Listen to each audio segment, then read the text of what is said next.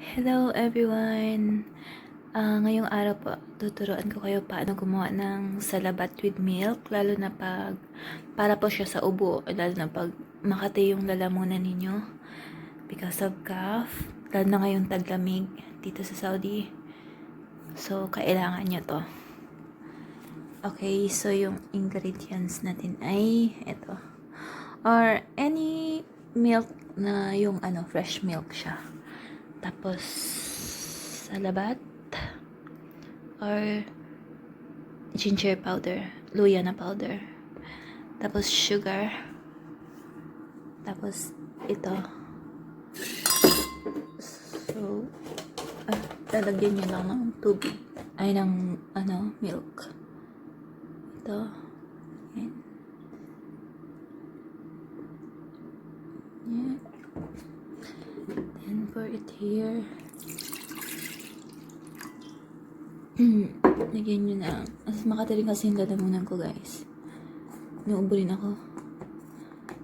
Ganito. 1 teaspoon siya. 1 teaspoon of salabat.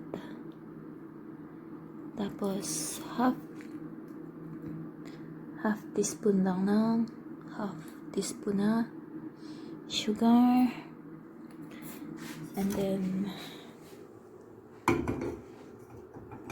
pakukuluan natin siya.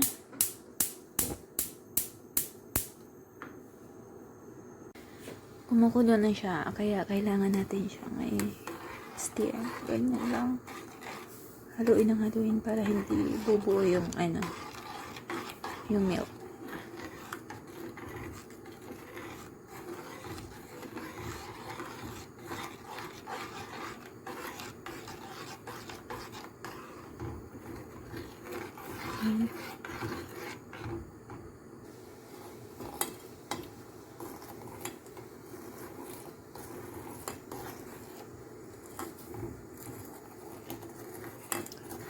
Kulo na siya, guys.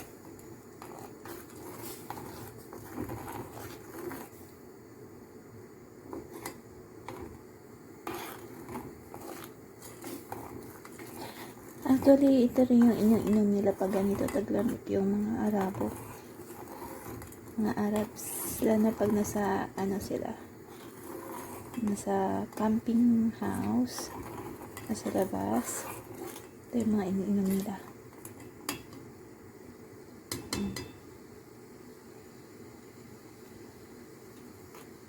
Okay na siya ganyan. Okay na. Kasi sobrang init na. So, ililipat na natin siya sa baso.